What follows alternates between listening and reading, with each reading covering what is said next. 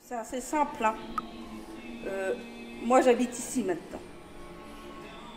Si vous faites le tour juste de mon bâtiment, il y a une dame à côté. Son mari est parti en maison de retraite. J'habite Senlis depuis 1973. En face, c'est vide. Au-dessus du bar, c'est vide. Donc voilà, puis avant, c'était des fêtes, mais vous ne pouvez pas savoir. C'est gigantesque. Les carnavals de Nice, c'est tout petit à côté. Je faisais du foot à Saint-Denis. Voilà, le club, il a pas fermé, mais il n'y a plus d'équipe senior. Il ne reste plus que les tout jeunes.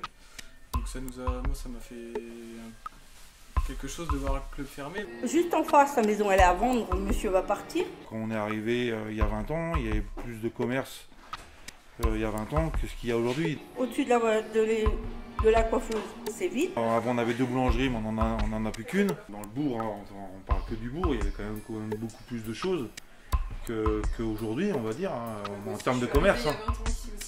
T'es d'accord avec moi? Moi, je peux vous dire que le soir, je me sens très seule. Moi, je suis simplement un citoyen de Saint-Denis-de-Gatine, c'est tout. Je suis là uniquement pour ça, en tant que coprésident, parce qu'il fallait quelqu'un qui puisse faire la relation entre le collectif. J'étais conseiller avant ce projet de réhabilitation du bourg à travers les Venelles. Donc j'ai suivi ces étudiants-là. Ils allaient à droite, à gauche, qui faisaient les dessins et la maquette qu'ils ont fait. Une expérience pour eux assez extraordinaire, parce qu'ils sont du milieu urbain, ils arrivent en milieu rural et ils ont vécu là, donc c'était bien. C'est une très bonne idée, très bonne initiative. Et après, je regardais, parce que j'habitais dans le centre de Saint-Denis à ce moment-là, et oui, mais tu te rends pas compte, de faire revivre des Venelles comme ça veut dire que tu vas arracher aux gens ce qui se sont appropriés, parce que c'était des chemins avant. Et j'étais présent quand même à cette restitution, effectivement à la mairie, j'avais été invité. Et puis après, il y a eu un trou là, jusqu'à temps qu'il relance cette histoire de tiers-lieu. Politiquement, nous, notre sujet, c'est la revitalisation du bourg. Oui, c'est ça. Il y a une vision globale. Exactement. Et puis, il y a des projets qui émergent. Donc, il y a une forme d'attention des élus et puis du tissu associatif aux besoins qui émergent. Et grâce à ces études, on va dire, qui ont été faites en amont, vous savez quand vous devez intervenir, où vous pouvez, où c'est judicieux de le faire. Vous avez cette notion-là. Il n'est pas parti d'un lieu pour dire vous n'êtes pas parti d'un lieu, non. Vous êtes parti du tiers-lieu pour arriver au lieu. Exactement. Ce qui est la logique quelque part. Et c'est là que le lien intéressant avec les ateliers qui étaient faits des workshops, c'est qu'ils nous avaient sensibilisés aussi sur une zone, des zones intéressantes en fait, sur un axe. Et ce lieu-là qui était une coquille qui était à l'abandon, plus les études d'opportunité du workshop nous disaient ici il y a des choses à faire. Tiers-lieu, on s'est dit oui, il y a quelque chose qui est en train de peut-être qui peut se mélanger en fait. Donc ça a été présenté par le cabinet Rétis dans la grande salle des fêtes. Et ce jour-là, je me rappelle, je suis parti et mon fils a dit t'en penses quoi? Je dis qu'est-ce que je vais foutre là-dedans, ça, je vois pas l'intérêt de faire un tiers-lieu. Mais l'aventure a continué et de plus en plus intéressante.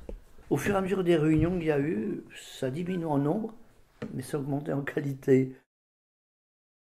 Est-ce que c'est pertinent un tiers-lieu dans une commune de 1500 habitants? La question est légitime, faisait peur, surtout qu'en Mayenne, il n'y avait pas de tiers-lieu identifié à cette époque-là. Donc Rétis est venu pour ça en fait, c'était leur mission. Et comment ils ont fait ça? C'est en faisant des ateliers. Et c'est là on disait où il y avait 200 personnes, c'était la première. Les archives ont commencé à proposer des plans. Et au fur et à mesure que ça s'est construit, j'étais à une première réunion, je me souviens, c'était au café à côté, là, il y avait plein de monde. Et, chacun fallait travailler sur des petits ateliers et tout. Donc, et chacun pouvait dire alors, les usages qu'ils imaginaient, en fait, ce qu'ils avaient envie. Pourquoi un tiers-lieu? Qu'est-ce que j'y ferais? Voilà, c'est ça. Ou qu'est-ce que j'ai envie, ou besoin. Et se mélanger. Donc en quelque sorte, il y a un croisement entre deux études. Une qui identifie des potentialités urbaines, on va dire, autour de la structure du village, de la commune, et puis une étude qui parle plus de comment on vit ensemble.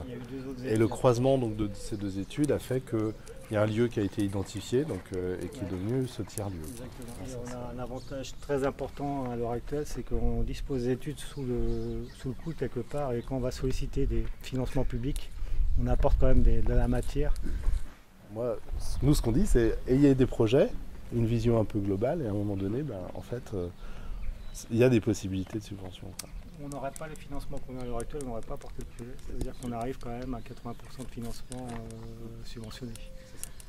Le critère, c'est quand même que ça soit un rayonnement autre que la commune. On voit que le projet ne va pas rayonner que sur la commune, c'est ce qui est légitime. Alors, en parlant de rayonnement et autre que la commune... Et puis on a fait un petit concours, le tiers-lieu. C'est quoi? Donc il fallait le définir. Donc chacun a fait sa petite définition et on s'est aperçu qu'il y avait un point commun. C'était le croisement des gens. Et l'adresse, c'est rue de la Gare. Et puis on est arrivé, pourquoi pas les bagages. Alors on a fait des relations, bagage intellectuel, bagage physique, chacun amène son savoir, ses connaissances. Et on a fait voter aux gens, carrément, par internet. Et elle a dit, il y a sinon, on prend la bagagerie. Voilà, toute l'histoire. Quand on fait des réunions de chantier, il y a des élus, mais André et Luc, en tant que représentants, participent à toutes les réunions. Parce que c'est quand même les usagers qui connaissent aussi leurs besoins. Pour avoir une vision, nous, en tant qu'élus, dire ça c'est bien, mais le jour où on ouvre, quand vous avez mis une prise ici, alors que voilà, c'est des détails, mais c'est important aussi sur les usagers. Moi, je suis très pressé qu'il soit ouvert. Mon espoir, c'est d'investir et puis d'y passer du temps, ouais. Et puis voir des gens et croiser du monde, parce que j'ai toujours vécu auprès des jeunes. Parce qu'on a quand même des infrastructures assez importantes. Donc de revoir le club rouvrir, donc ça passe par des habitants à revenir et à redynamiser la commune, quoi. Après c'est vrai que le fait de le faire ici, voilà, moi j'ai vu les plans, ça a l'air quand même d'être assez d'être pas mal, quoi, je veux dire. C'est bien que ça soit dans le centre du bourg. C'est ça, ouais. Et après voilà, je pense que le fait que ce soit un lieu de rencontre, je pense que ça peut être qu'un plus pour le centre-bourg, quoi. On ne veut pas que l'avenir du tiers-lieu tienne compte de personnes qui ont déjà vu ou fait trop de choses à Saint-Denis, qu'on a une expérience, certes, on a une expérience, on a vécu, mais il faut absolument que ce soit des jeunes qui prennent ça. On est pour que ce soit des jeunes qui prennent ça, absolument. Derrière moi, j'ai un voisin. Donc, si ça peut apporter un peu de vie, ce serait quand même très bien. Oui, je suis pressé, très pressé. Alors qu'avant, qu'est-ce que je vais foutre là-dedans? C'est vraiment, je suis à l'opposé.